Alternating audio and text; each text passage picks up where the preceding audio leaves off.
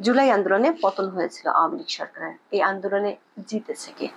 এক বাক্যে এমন প্রশ্নের উত্তর দেওয়া সহজ নয়, কারণ ভিন্ন ভিন্ন আদর্শের অনেকেই ছিলেন এই আন্দোলনে। আরো কঠিন হয়ে পড়ছে যখন আন্দোলনের বছর পূর্তির ঠিক আগে এই আন্দোলনের কৃতিত্ব নিয়ে কামড়াকামড়ি শুরু হয়েছে। এনসিপি নেতারা বলছেন জামাত শিবির এই আন্দোলনের মূল সংগঠক না। অন্যদিকে জামাতের সিনিয়র নেতারা বলছেন তারা পর্দার আড়ালে থেকে এই আন্দোলনের কলকাঠি নেড়েছেন, পুরো পরিকল্পনা সাজিয়েছেন। আবার এনসিপি নেতাদের ভাইরাল হওয়া পোস্ট থেকে দেখা যাচ্ছে ছাত্রলীগ সেজে ঢাকা বিশ্ববিদ্যালয়ের সাধারণ শিক্ষার্থীদের উপর হামলা চালিয়েছিল শিবিরের কর্মীরা। ওই হামলার ঘটনায় দায়ের করা মামলায় এক বাদী, যিনি এনসিপির নেতা, তিনি দাবি করেছেন যাদেরকে তিনি আসামি করেছিলেন তাদের অনেকেই ছিলেন শিবিরের কর্মী, কিন্তু ছাত্রলীগ করত। কিছুদিন আগে ছাত্রদল এদেরকে বলেছে গুপ্ত শিবির। প্রশ্ন হলো, জামাত নেতাদের দাবি, এনসিপি নেতাদের অভিযোগ সবকিছু ফিরিয়ে নিয়ে যাচ্ছে গত বছরের জুলাইয়ের শেষে, যখন শেখ হাসিনা বলেছিলেন আওয়ামী লীগকে ক্ষমতা থেকে হটাতে এটা জামাতের ষড়যন্ত্র। তার মানে কি শেখ হাসিনার কথাই ফলে যাচ্ছে? বিস্তারিত জানতে চলুন যাওয়া যাক বিশ্লেষণ।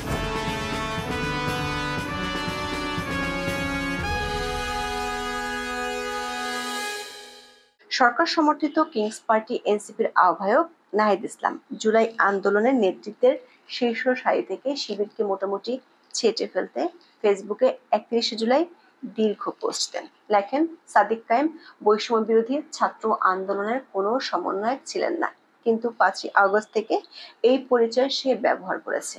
অভ্যুত্থানে শিবিরের গুরুত্বপূর্ণ ভূমিকার কারণে সাদিক কায়েম প্রেস ব্রিফিং এ বসার ব্যবস্থা করা হয়। পাল্টা জবাবও দেন শিবিরের নেতারা ও তাদের সমর্থকেরা। কিন্তু বিষয়টি শুধু জবাব দেওয়ার মধ্যে সীমাবদ্ধ থাকেনি, শুরু হয়েছে একের পর এক কামান দাগানো। সবচেয়ে ভয়ঙ্কর তথ্য দিয়েছে এনসিপির কেন্দ্রীয় সংগঠক আরমান হোসেন। তিনি লিখেছেন, গত বছর 15ই জুলাই ঢাকা বিশ্ববিদ্যালয়ে ছাত্রলীগের হামলার ঘটনাকে কেন্দ্র করে 220 জন আসামির বিরুদ্ধে 27 অক্টোবরে শাহবাগ থানায় তিনি মামলা দায়ের করেন। আরমান হোসেন দাবি করেন, মামলা দায়েরের মাসখানেক পর শিবিরের শীর্ষস্থানীয় একজন নেতা তার সাথে দেখা করেন। সেই নেতা কয়েকজন আসামিকে মামলা থেকে অব্যাহতি দেয়া যায় কিনা সে ব্যাপারে কথা বলেন। তাদের ব্যাপারে ডিটেলসও পাঠান আরমানের কাছে। আরমান হোসেন এরপর লেখেন, তিনি খোঁজ নিয়ে দেখেন মামলার বেশ কয়েকজন আসামি শিবিরের সাথে যুক্ত। দর্শক, 15 জুলাই ছাত্রলীগের হামলার পর সারা দেশে কোটা সংস্কার আন্দোলনের তীব্রতা বেড়েছিল। অন্যদিকে গণতান্ত্রিক ছাত্র সংসদের আহ্বায়ক আব্দুল কাদের লিখেছেন, গুপ্ত শিবিরের সদস্যরা ক্যাম্পাসে সবচেয়ে বেশি আগ্রাসী ছিল। তারাই ছাত্রলীগের নামে ক্যাম্পাসে সাধারণ শিক্ষার্থীদের উপর বেশি নির্যাতন চালাতো।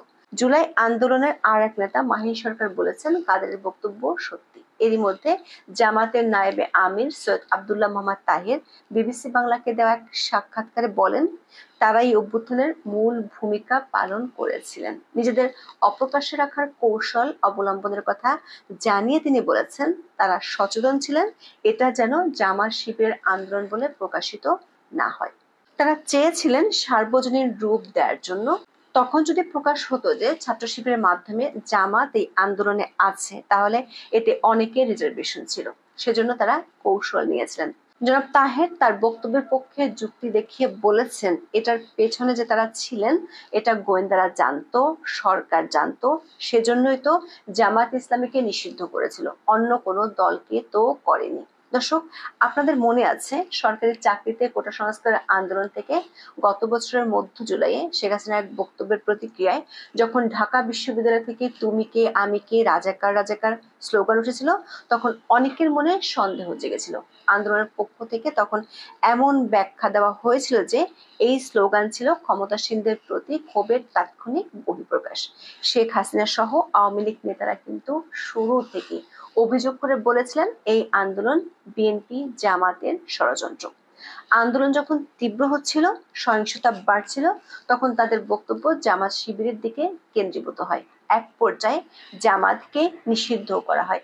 কারফিউ জারির পর গত বছরের 24 জুলাই শেখ হাসিনা এডিটর্স গিল্ডের নেতাদের সঙ্গে বৈঠকে বলেছিলেন, দেশের উন্নয়ন রুখে দিতে বিএনপি জামাতের দিক থেকে এমন একটি আঘাত আসবে বলে আশঙ্কা তিনি আগে থেকে করেছিলেন। শিক্ষার্থীদের সব দাবি মেনে নেওয়ার পরও আন্দোলন সহিংসতা চলার দিকটি দেখিয়ে তিনি বলেছিলেন, কোটামুক্ত আন্দোলনকারীদের একদিন জাতির কাছে জবাবদিহি করতে হবে, কেন তারা তাদের এই ধ্বংসযজ্ঞের সুযোগ দিল। তার 4 দিন পর 28শে জুলাই শেখ হাসিনা বলেছিলেন, জামাত শিবিরের সন্ত্রাসীরা প্রাথমিকভাবে লো প্রোফাইল বজায় রেখে কোটা সংস্কার আন্দোলনে অংশগ্রহণকারীদের ছদ্মবেশে প্রবেশ করেছিল, কিন্তু পরে তারা বিপজ্জনকভাবে আন্দোলনের সামনের সারিতে চলে আসে। তার 3 দিন পর 1 আগস্ট শেখ হাসিনা আবার বলেছিলেন, জামাত শিবির তাদের সন্ত্রাসের রাজত্ব কায়েমের জন্য সরকারি চাকরিতে কোটা সংস্কারের দাবিতে আন্দোলনরত শিক্ষার্থীদের ঢাল হিসেবে ব্যবহার করেছে। ওই দিনই জামাত এবং ইসলামী ছাত্র শিবির সহ তাদের সহযোগী সংগঠনকে সন্ত্রাসী গোষ্ঠী হিসেবে নিষিদ্ধ করে আওয়ামী লীগ সরকার। তার 4 দিন পরে ক্ষমতা ছেড়ে ভারতে চলে যান শেখ হাসিনা। এরপর মোহাম্মদ ইউনূসের নেতৃত্বে অন্তর্বর্তী সরকার গঠিত হওয়ার পরপরই জামাত শিবিরের উপর নিষেধাজ্ঞা উঠে যায়। এরপর প্রথমে ছাত্রলীগ নিষিদ্ধ করা হয়, পরে আওয়ামী লীগের কার্যক্রমে আসে নিষেধাজ্ঞা। সেই আন্দোলনের বছর না গড়াতেই এর পক্ষ শক্তিগুলোর মধ্যে নানা বিষয়ে বিভেদ দেখা যাচ্ছে। একসময় মিত্র জামাতের সঙ্গে বিএনপির সম্পর্ক সাপে নেউলে হয়ে দাঁড়িয়েছে। বৈষম্য বিরোধী ছাত্র আন্দোলনের নেতৃত্বে জুলাই আন্দোলন শুরু হলেও আন্দোলনের কৃতিত্ব এখন বিএনপি জামাত সহ সবাই নিতে চাইছে। আন্দোলনকারীরাও এনসিপি নামে নতুন দল গড়ে রাজনীতির মঞ্চে সক্রিয় থেকে নিজেদের কৃতিত্ব জাহির করছেন। নাহিদ আর সাদিক কায়েম, জামাত আর এনসিপি বিরোধ যতই প্রকাশ্য দেখা যাক না কেন, জামাত শিবিরের সাথে নাহিদ সার্জিসদের ঘনিষ্ঠতা আর অপ্রকাশ্য থাকছে না। সোহরাওয়ার্দী উদ্যানে জামাতের সমাবেশে যেমন এনসিপি নেতা সাদিস আলম বক্তব্য দিয়েছেন, তেমনি জুলাই পদযাত্রা শেষ করে ঢাকায় ফিরেই বৃহস্পতিবার সন্ধ্যায় ঢাকার ইউনাইটেড হাসপাতালে চিকিৎসাধীন জামাতের আমির ডক্টর শফিকুর রহমানকে দেখতে গেছেন নাহিদ। কৃতিত্ব নিয়ে এখন যতই মল্লযুদ্ধ শুরু হোক না কেন, সেই সময় যে জামাত শিবিরের সাথে আন্দোলনকারীদের সখ্যতা ছিল তা বেশ প্রকাশ্যে চলে আসছে। ফলে প্রশ্ন দেখা দিয়েছে, শেখ হাসিনা এবং আওয়ামী লীগের পক্ষ থেকে গত বছরের জুলাইতে যে অভিযোগ করা হয়েছিল সেগুলো কি তাহলে সত্য? শিক্ষার্থীদের উপর নির্যাতনের সবচেয়ে বড় যে অভিযোগটি ছাত্রলীগের বিরুদ্ধে করা হয়ে থাকে, সেখানে গুপ্ত শিবিরের ভূমিকা প্রকাশ্যে এনেছে এনসিপি নেতারাই, বিশেষ করে এমন একজন যিনি মামলার অন্যতম বাদী। ফলে ভবিষ্যতে এই মামলার ভ্যালিডিটি নিয়ে বিরাট প্রশ্ন এরই মধ্যে উঠে গেল। শুধু তাই নয়, ভবিষ্যতে হয়তো এই আন্দোলনের ন্যায্যতা নিয়েও প্রশ্ন দেখা দিতে পারে। এখন এই পর্যন্ত, সবাই ভালো থাকুন, সুস্থ থাকুন, নিরাপদে থাকুন। দেখা হবে আগামী পর্বে।